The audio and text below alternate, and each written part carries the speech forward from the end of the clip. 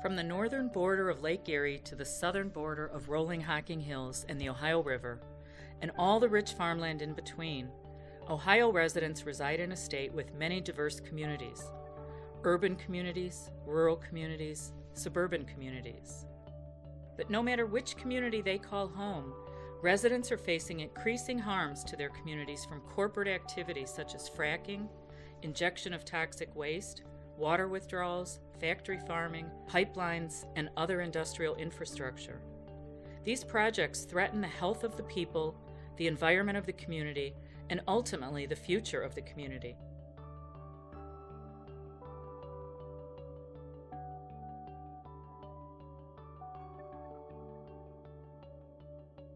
Voices of the community are not being heard in issues that are directly affecting us, especially when industry is coming in and threatening our air, soil, and water.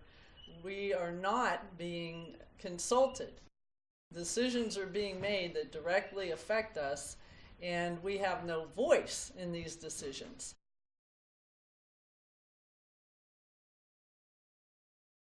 The citizens are shocked when they're alerting elected officials and they are not being paid any attention to. They are being ignored. It seems that these electeds and appointeds are putting corporate profit over public health and safety, that they're serving the corporation's wishes, and they're ignoring the public. So this is a large problem. Our rights are being violated.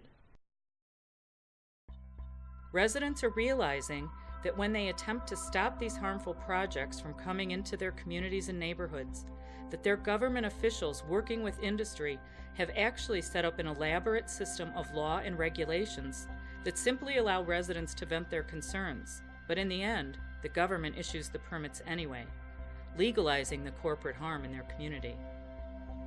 They are realizing that our current structure of law doesn't allow them to say no to unwanted corporate projects. Why should corporations have more rights than the people and environment of the community? Our Ohio Constitution, Article 1, Section 2, declares that all political power is inherent in the people. Government is instituted for their equal protection and benefit, and that they have the right to alter, reform, or abolish the same whenever they may deem it necessary. That right of local community self-government and the primacy of general rights over and above special privileges is deeply rooted in our nation's traditions, secured by the history of the founding of the United States, found in the U.S. Constitution, the Ohio Constitution, and in the principle that government owes its existence to and derives its power exclusively from the community that creates it, as affirmed in the Declaration of Independence. In addition, the Declaration of Independence makes clear that the foundation upon which governments are established is the securing and protection of inherent rights belonging to every member of the community. Article 1, Section 1 of the Ohio Constitution incorporates this doctrine, declaring that all men are by nature free and independent and have certain inalienable rights, among which are those of enjoying and defending life and liberty, acquiring, possessing, and protecting property, and seeking and obtaining happiness and safety.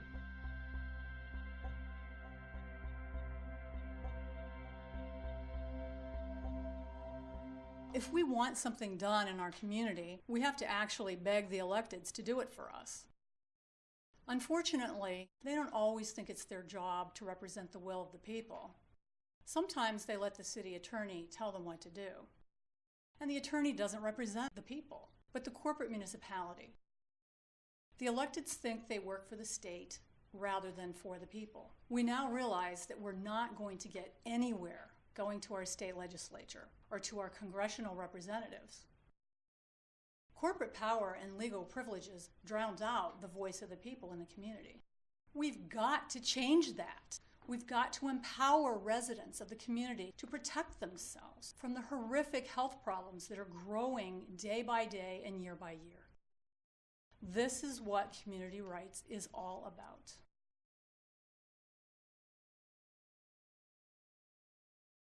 I want a safe environment where my community is safe for not only myself, but my grandchildren and my great-grandchildren and everybody that's in the community has a right to say, no, this is our movement and it's our time.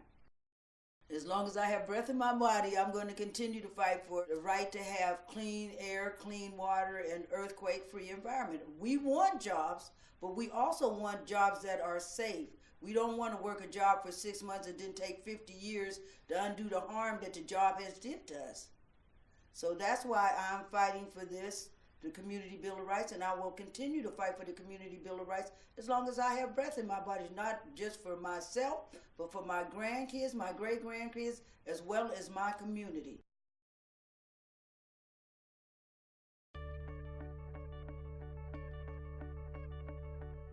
Hundreds of towns and cities across the country are now reaching out and using the platform of community rights to make systemic change. Community rights gives the power back to the people of the community to make the decisions about those things impacting their community, including the environment, economy, food, and energy.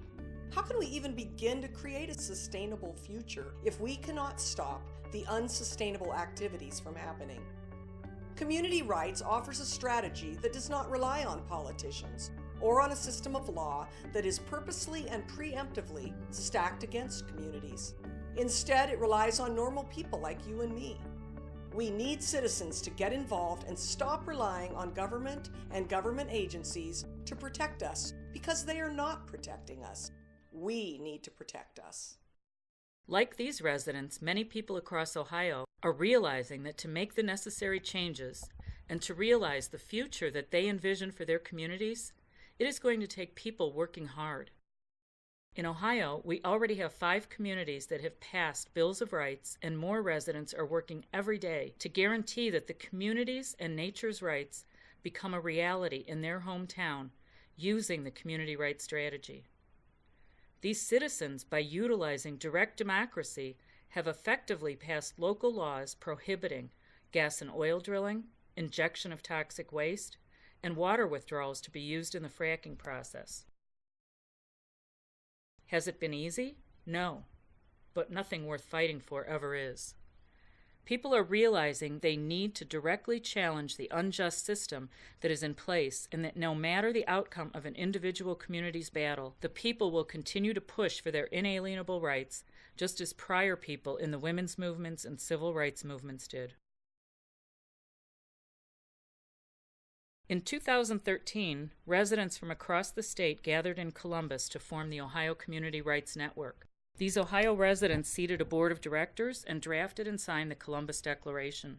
The mission of the Ohio Community Rights Network is to establish a network of communities working to advance, secure, and protect the inalienable rights of all Ohioans to democratic local self-governance, to sustainable food, energy and economic systems, and the rights of nature to exist and flourish throughout Ohio. As the Community Rights Network movement grows and pushes ever higher, it will take resources. It will not only take people willing to go door to door getting petition signatures and educating their neighbors, but funds to print up information and hold community events. Community rights will empower the people to shape the future of their communities and eventually our state. We really can be the change we want to see. Please help us today by going to our website at www.ohcommunityrights.org and signing up to help make the change and making a donation to grow this people's movement in Ohio. Become part of the solution. Future Ohio generations will be grateful that you did.